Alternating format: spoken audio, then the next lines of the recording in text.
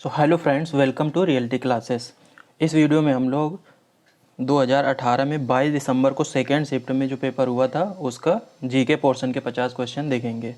Video start करने से पहले मैं आपको बता दूं कि यदि आप इस चैनल में पहली बार वीडियो देख रहे हैं तो इस चैनल में मैंने यूपी ट्रिपल एससी वीडियो के लिए हिंदी के कंप्लीट थ्योरी और उस पे बेस्ड क्वेश्चंस कराए हैं, और अभी जो टॉपिक बचे हैं वो भी कराए जा रहे हैं, तो वो भी आप देख सकते हैं।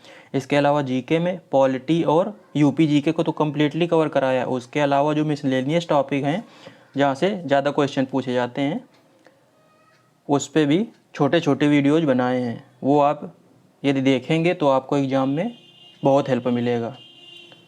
आपको एक बात बता दूं कि अभी ये चैनल पेड तो है नहीं, तो आपको ये कंटेंट फ्री में दिया जा रहा है और मुझे इसका कोई पेड तो हो नहीं रहा है। फिर भी आपको मतलब जितना बेस्ट से बेस्ट कंटेंट है वो देने की कोशिश की जा रही है। तो चलिए पहले क्वेश्चन नंबर से स्टार्ट कर रहे हैं। ज्ञान प्राप्त करने के बाद गौतम को किस रूप से जाना जाता था? तो ज्ञान प्राप्ति के बाद जो गौतम बुद्ध थे उनको गौतम लिखा है ना, तो उनको बुद्ध के नाम से जाना जाता है। ज्ञान प्राप्ति के बाद उनका नाम उनका जिन नहीं था, ज्ञान प्राप्ति होने को जिन ऐसा कहा जाता है, तो ये आपको याद रखना है। बोध गया में उनको ज्ञान प्राप्त हुआ था। सारनाथ में पहला उपदेश दिया था। कुशीनगर में उनकी डेथ हुई थी। सम्राट अशोक का कौन सा शिलालेख कलिंग पर उनके विजय का उल्लेख करता है?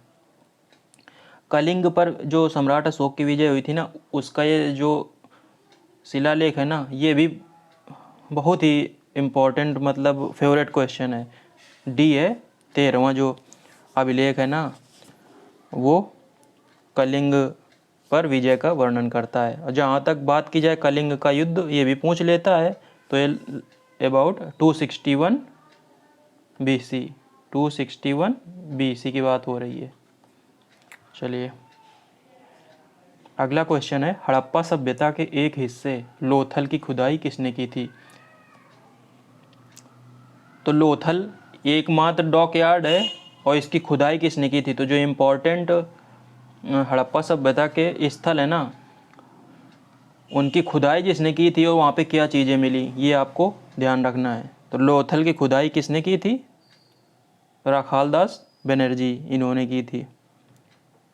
बी ऑप्शन आपका सही है। देखो इस तरह के भी क्वेश्चन पूछ देता है, जैसे रामचरितमानस में क्वेश्चन बनता है कि कितने कांड हैं और सबसे छोटा सबसे बड़ा कौन सा है। ऐसे ही महाभारत में कुरुक्षेत्र की लड़ाई कितने दिन लड़ी गई थी? तो ये जानकर आप हैरान होंगे। देखो ऑप्शन कितने लिखे हैं, 16, 18, 20, 24। तो जो महाभारत की लड़ाई थी वो 18 दिन लड़ी गई थी। बी ऑप्शन आपका सही है। कनिष्क प्रथम के शासनकाल के दौरान कौन सा प्रसिद्ध आयुर्वेद विद्वान रहता था? कनिष्क प्रथम वही हैं जो कनिष्क कुषाण वंश का सबसे प्रतापी राजा, जिसको हम लोग मानते रहे ना, मतलब अभी तक सुनते रहे हैं, वही कनिष्क हैं। तो उनके दरबार में कौन थे? तो ये थे चरक। सी ऑप्शन आपका सही है। उन्होंने चरक संहिता लिखी है, इनकी पुस्तक जो सर्जरी से रिलेटेड है। 106 क्वेश्चन नंबर मतलब 6वां है, तारीख़ फिरोज शाही के लेखक कौन है? ये भी बुक काफ़ी इम्पोर्टेंट है, दिल्ली सल्तनत से रिलेटेड है। तो इसकी रचना की है जियाउद्दीन बर्नी ने, और इन्होंने जो तिगलक वंश था ना, उसके कई शासक हैं उनके दरबार में, ये उनके मतलब टाइम पीरियड पे थे। अगला क्वेश्चन है, इनमें से किसने 1857 के सिपाही विद्रोह को विद्रोह नहीं कहा? तो 1857 के सिपाही विद्रोह को विद्रोह नहीं कहा, मतलब म्यूटिनी नहीं कहा है। 4 ऑप्शन आपके दिए गए हैं। सही ऑप्शन है ना, कार्ल मार्क्स। चलिए अगले क्वेश्चन में चलते हैं। ये मॉडर्न इंडिया से क्वेश्चन है। मुस्लिम लीग के लाहौर सत्र में पाकिस्तान की मांग की गई थी। तो लाहौर सत्र जिसमें मुस्लिम लीग के द्वारा पाकिस्तान की मांग की गई थी, वो पूछ रहा है। काफ़ी इंपॉर्टेंट क्वेश्चन है ये भी। तो ये है 1940, सी ऑप्शन आपका सही है। मुस्लिम लीग की स्थापना ढाका में हुई थी, और आपको सबसे फेमस पर्सनैलिटी जो इससे रिलेटेड थे मुस्लिम लीग के स्थापना से, मतलब किसने की थी, वो आपको बताना है। भारत में वंदे मातरम पत्रिका की स्थापना किसने की थी, मतलब इसका संपादन कौन करता था। तो ये थे आपके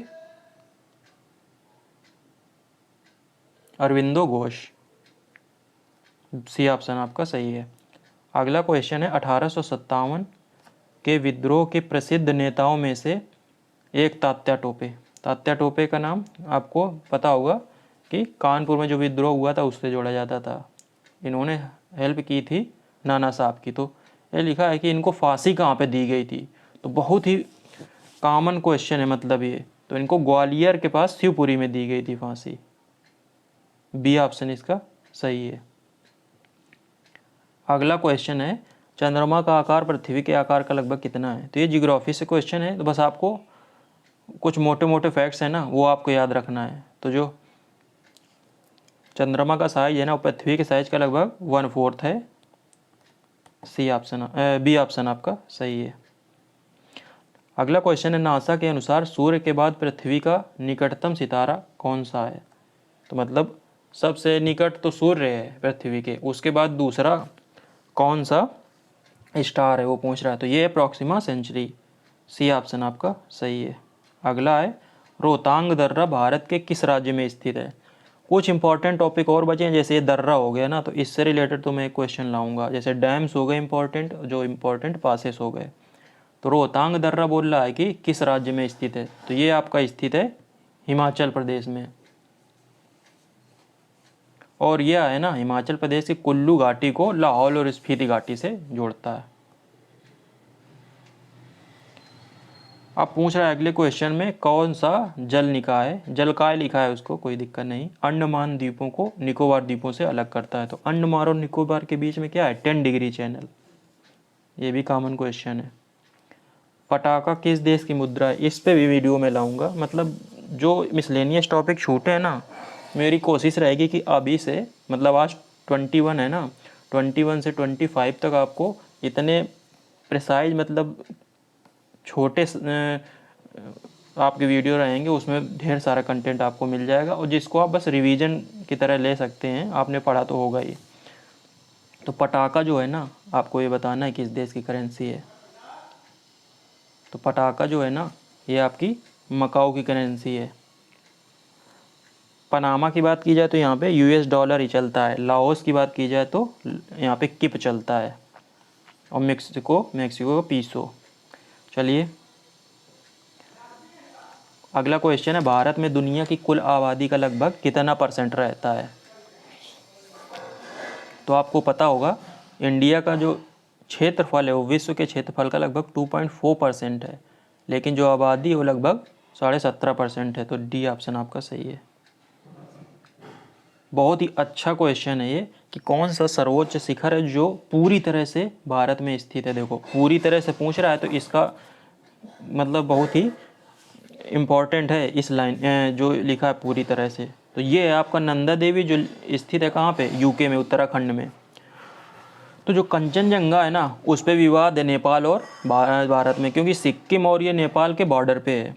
गार्डविन ऑस्टिन तो पीओके में है, और आपको माउंट एवरेस्ट तो पता ही है, वो नेपाल और लद्दाख के बॉर्डर पे है। अगला क्वेश्चन पूछ रहा है कि नीलम संजीव रेड्डी भारत के कौन से नंबर के राष्ट्रपति थे। तो नीलम संजीव रेड्डी आपके 6ठे राष्ट्रपति थे।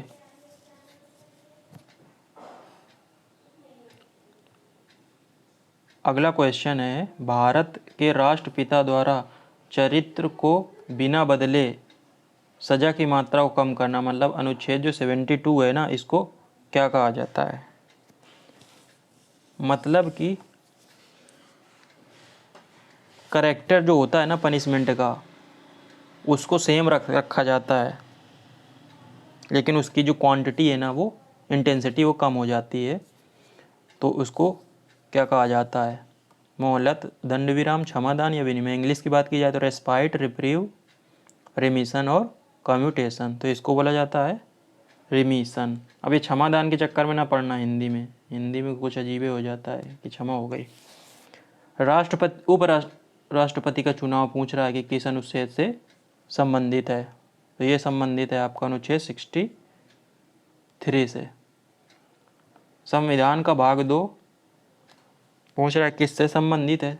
पॉलिटी से क्वेश्चन बिल्कुल डायरेक्ट आते हैं, बहुत ही स्कोरिंग है। मतलब जियोग्राफी और हिस्ट्री में तो आप घुसते चले जाएंगे, लेकिन पॉलिटी ऐसा है जिसमें आप लिमिटेड पढ़ेंगे तो एक आध क्वेश्चन भले छूट जाए, नहीं तो सब आप सही टिक मारोगे।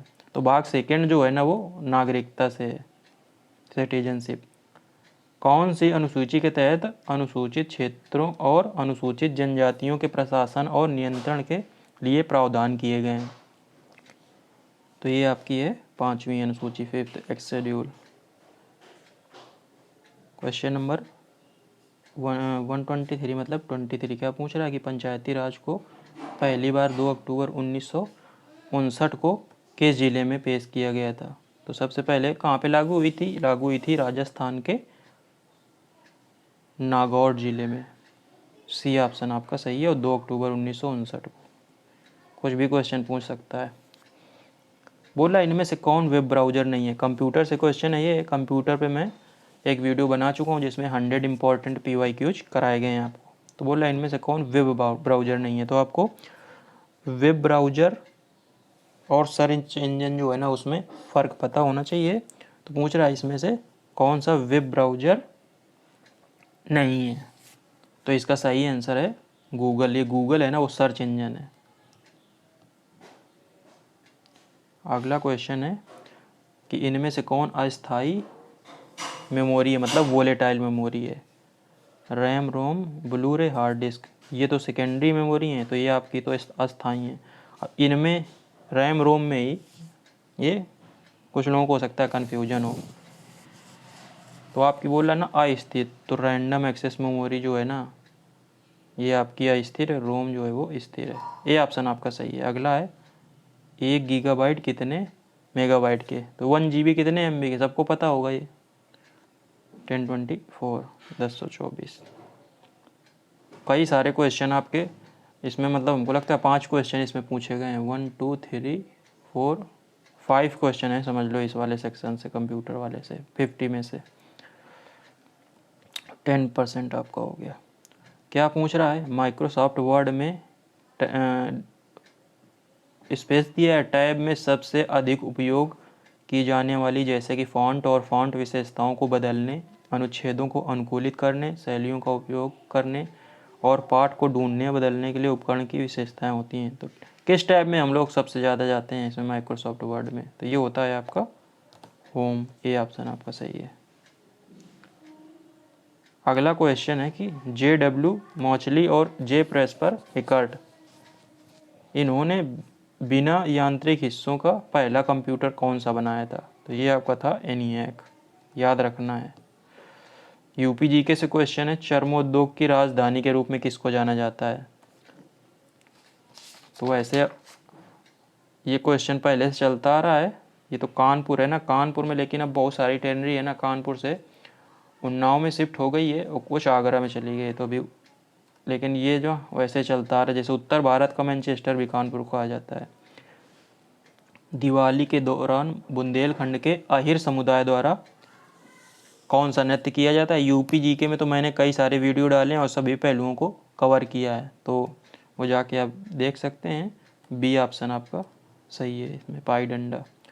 सफ़ेद धागे का उपयोग करके कपड़े पर की गई प्रसिद्ध कढ़ाई, ये भी UPGK का है। तो देखो किस तरह से क्वेश्चन बन जाता है। तो चिकनकारी के बारे में आपको थोड़ा पता होना चाहिए कि इसमें सफ़ेद धागे का प्रयोग करके कढ़ाई की जाती है, तो इसी को चिकनकारी बोलते हैं। ये ऑप्शन आपका सही है, लखनऊ से रिलेटेड है। बहुत क्वेश्चन घुमा घुमू के इससे पूछता है। अगले क्वेश्चन में देखो जिला और जिला मुख्यालय पूछ रहा है। इसमें तो मैंने मैप के माध्यम से भी आपको बताया था। अमेठी का गौरीगंज सही है। सोनभद्र का रॉबर्ट्सगंज ये भी सही है। कुशीनगर का पडरौना भी सही है। कौशाम्बी का वैशाली नहीं है, ये है मंझनपुर। तो D ऑप्शन आपका सही है, बोल रहा है ना। गलत चुनना है। अगला क्वेश्चन क्या पूछ रहा है, फिर से देखो यूपीजी के टाइप का है ये। उत्तर प्रदेश के निम्न में से किस जिले की सीमा मध्य प्रदेश से साझा नहीं करती है? इटावा, अलीगढ़, मिर्ज़ापुर, इलाहाबाद। तो सही ऑप्शन है इसका अलीगढ़। जो अलीगढ़ की सीमा है ना वो मध्य प्रदेश से आपकी नहीं टच करती है।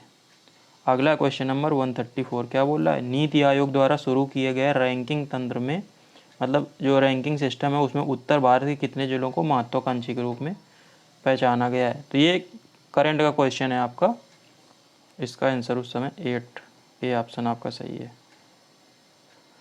जनवरी 2018 में गौतम बुद्ध विश्वविद्यालय नोएडा में आयोजित 22वें राष्ट्रीय युवा समारोह का विषय क्या था? ये भी करंट से क्वेश्चन है। करंट पे 100 MCQs का मैं एक वीडियो करा चुका हूँ आपको, उससे आपको काफ़ी हेल्प मिलेगी।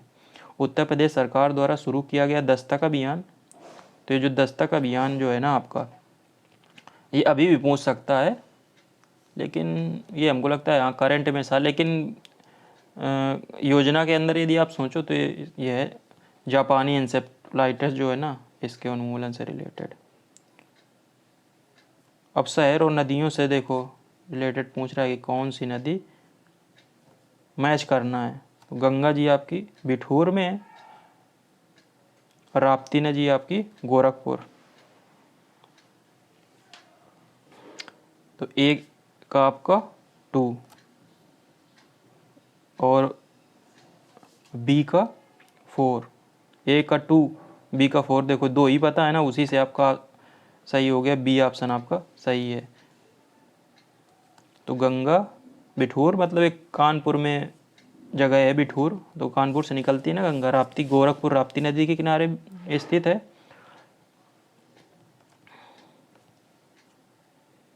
और आपका जो जौनपुर है वो आपका गोमती नदी के किनारे, और जौनपुर के अलावा गोमती नदी के किनारे दूसरा इंपॉर्टेंट शहर आपको बताना है कौन सा स्थित है।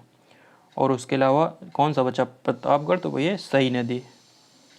ये भी देखो 2018 की स्थिति के अनुसार उत्तर प्रदेश में सबसे लंबी ऊंचाई वाली सड़क कहाँ से कहाँ तक फैली है?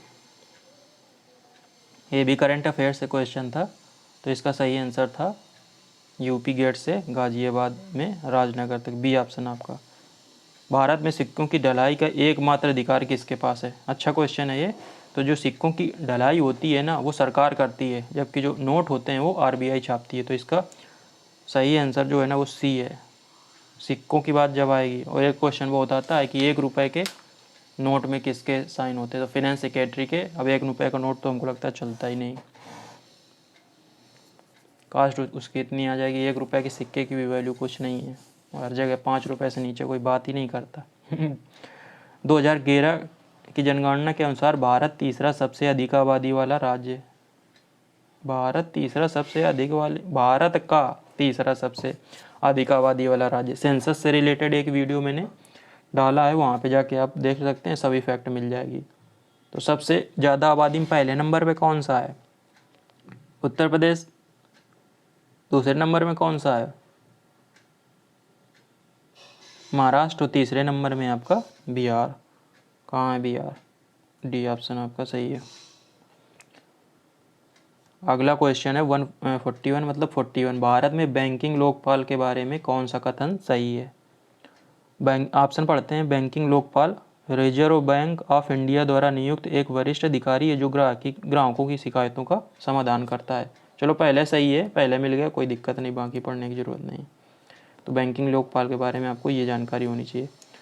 अगला 42 क्वेश्चन नंबर है ना, ये भी करंट से रिलेटेड है।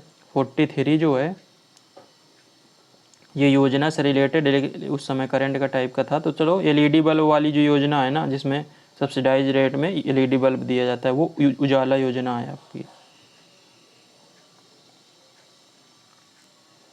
अब विंबलडन टेनिस का पूछ रहा है 2018 का, तो आपको लेटेस्ट अभी ऑस्ट्रेलियन ओपन और फ्रेंच ओपन दोनों के केवल मेंस सिंगल और विमेन सिंगल का जो टाइटल जीता उनके नाम आपको पता होने चाहिए, सबसे ज़्यादा यही पूछता है। और इसके अलावा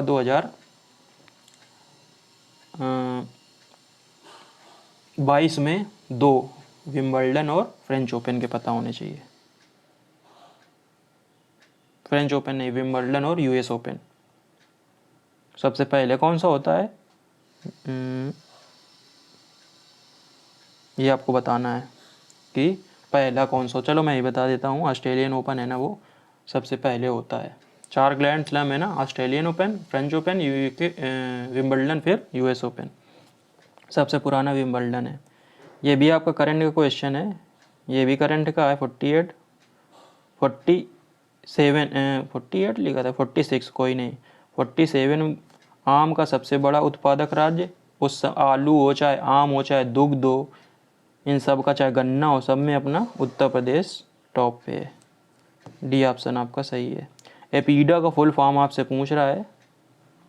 फुल फॉर्म्स आपको कुछ इंपॉर्टेंट जो है ना, जैसे नेफेड का हो गया, नाबार्ड का हो गया, ये सब पूछता रहता है तो आने चाहिए। तो इसका जो फुल फॉर्म है एपीडा का वो है agricultural and processed food products. तो एग्रीकल्चरल एंड कहीं पे आया, लो एग्रीकल्चरल एंड, सीधा agricultural and processed food products, इतने पता होगा तो आपको डी सही हो जाएगा, क्योंकि बाकी में तो एक में एग्रीकल्चरल है, उसके बाद प्रोडक्ट्स आ गए बी में। किसानों को लाभ पहुंचाने हेतु कृषि उपज के सहकारी विपणन को बढ़ावा देने के उद्देश्य से निम्न में से किसको स्थापित किया गया है। तो अभी मैं नाम ले रहा था ना नेफेड का, तो इसको स्थापित किया गया है। फुल फॉर्म भी पता होना चाहिए, national agricultural cooperative marketing federation of India. स्थापना की बात की जाए तो 1958 में, नाबार्ड की 1982 में। लास्ट क्वेश्चन है, कृषि के ग्रीन हाउस का एक तरीका जहां उन्नत ग्रीन हाउस प्रौद्योगिकी जैसे कि हाइड्रोपोनिक्स और एरोपोनिक्स का उपयोग करके शहरों में बहुमंजिला इमारतों के अंदर वाणिज्यिक रूप से व्यवहार्य फसलों की खेती की जाती है।